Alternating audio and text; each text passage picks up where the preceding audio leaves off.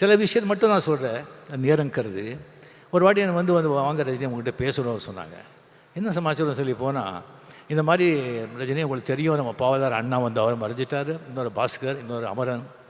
கங்கேபரன் வந்து அப்படியே அவன் செட்டில் ஆகிட்டான், மியூசிக் பண்ணிவிட்டு டைரக்ட் பண்ணிக்கிட்டு அவன் செட்டில் ஆகிட்டான். நான் பாஸ்கர் கொஞ்சம் செட்டில் பண்ணணும், நீங்கள் ஒரு படம் பண்ணணும் சொன்னாங்க.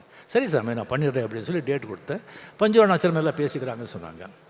சரி ராஜாதி ராஜா படம் திங்க இது பண்ணி அதுக்கப்புறம் பார்த்தா ஆர் சுந்தரராஜன் ஒரு பெக்யூலர் டைரக்டர், பெரிய ஹிட்டு கொடுத்துருக்காரு, பட் சீனெல்லாம் இருக்காது அவர்கிட்ட.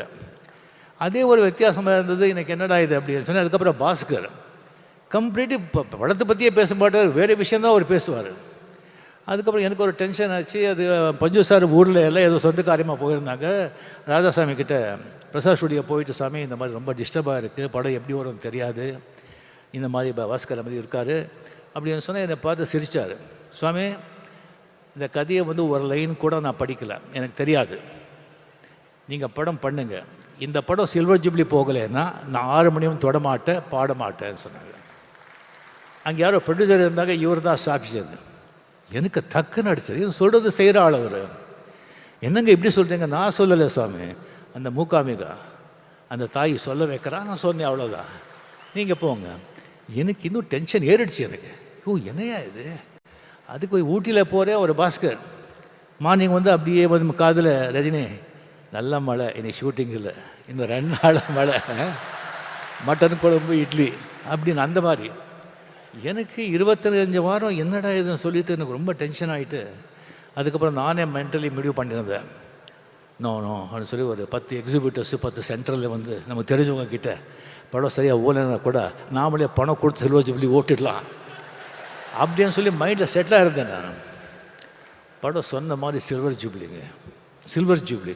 என்ன ஒரு நம்பிக்கை, ஒரு கான்ஃபிடென்ஸ். எனக்கு ஒரு கடவுள் நம்பிக்கை இருக்குது, ஆனால் இந்த மாதிரி ஒரு நம்பிக்கை, சரண்டர் சொன்னால் அதெல்லாம் பலிக்கும். ஸோ அந்த மாதிரி வந்து கம்ப்ளீட்லி வந்து அவர் வந்து இளையராஜா, சாரி கமல், ரஜினிகாந்த், விஜயகாந்த், ராமராஜன், முரளி, மோகன் எல்லாருக்கும் ஒரே டைமில் மியூசிக் போட்டு கொடுக்குறாரு. பட் எல்லாருக்கும் ஒரே மாதிரி தான் பண்ணுறேன்னு சொல்ல, அது உண்மையிலே கமல்ஹாசனுக்கு மட்டும் கொஞ்சம் எக்ஸ்ட்ரா. அது ஆல்ரெடி சொல்லியிருக்கேன் நான், அது சிஎம் முன்னாலேயே அதை நான் பதிவு பண்ணுறேன். கமலுக்கு தான் அவர் கொஞ்சம் ரொம்ப ஜாஸ்தி. இது ஒன்றும் இல்லைங்க, அது வீதியில் மான் போல் வந்தவனை யார் அடித்தாரோ, உன்னை யார் அடித்தா, அவர் மட்டும் பாட்டு 1000 பேர் அப்படியே கண்ணில் அழுதுருவீங்க. ஒவ்வொரு பாட்டும் அந்த மாதிரி ஒரு பாட்டு. சரி அந்த மாதிரி வந்து இளையராஜா வந்து அந்த மாதிரி ஒரு கொடிக்கட்டி பறந்தார். பட் ஒன்றுங்க, ஆக்சுவலி வந்து எப்போவுமே வந்து சக்ஸஸே வந்துட்டு இருந்தால் அந்த சக்ஸஸோட அருமை தெரியாது. அப்பப்போ ஃபெயில்யூர் வரணும், ஃபெயில்யூர் வந்தால் தான் சக்ஸஸோட அருமை தெரியும். ஸ்பீட் பிரேக்கர் மாதிரி கம்ப்ளீட்டாக அவர் அப்படி போயிட்டு இருந்தவர் வந்து இன்னொரு வந்து இசை அமைப்பட வர்றாங்க. வந்த உடனே எல்லாரும் அந்த பக்கம் சாயிறாங்க. அவருக்கு போய்ட்டு வந்து கோடி கோடியாக சம்பாதிச்ச ப்ரொடியூசர்ஸ், டைரக்டர்ஸ், திஸ்திங் அவங்க எல்லாம் போகிறாங்க, ஆர்டிஸ்ட்டும் போகிறாங்க, இன்க்ளூடிங் ரஜினிகாந்த். பட் அவரை பற்றி அவர் எந்த கவலையும் படல. டிஎன் நகர்லேருந்து பிரசாத் ஸ்டுடியோக்கு ஒரு வண்டி 6:30 மணிக்கு எப்போ அப்படியே போயிட்டே இருந்தது. அந்த ஹார்மோனியம் வாசிச்சுட்டே இருந்தது, ரெக்கார்டிங் நடந்துக்கிட்டே இருந்தது. அது வந்து திடீர்னு சொல்லி பாஸ்கர் காலமானார். திடீர்னு சொல்லி அவர் உசிராக நேசித்த ஒரு மனைவி ஜீவா அவங்க காலமானார். அதுக்கப்புறம் பவதாரணி, ஒரே டாக்டர்னா அவ்வளோ அன்பு, அவ்வளோ பிரியம். சும்மா அப்படி உட்காந்துருப்பாங்க, டாக்டர் வந்து கரெக்ட் வந்த மாதிரி அவங்க இறந்து போகிறாங்க.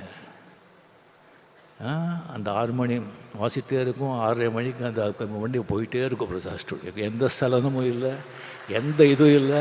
கம்ப்ளீட்லி அவருடைய உலகமே வேறு. இங்கே நம்ம உலகத்தில் அவர் இல்லை, இசை உலகத்தில் அவர் இருக்கார். அப்பப்போ இங்கே வந்துட்டு போகிறார், அவ்வளோதான்.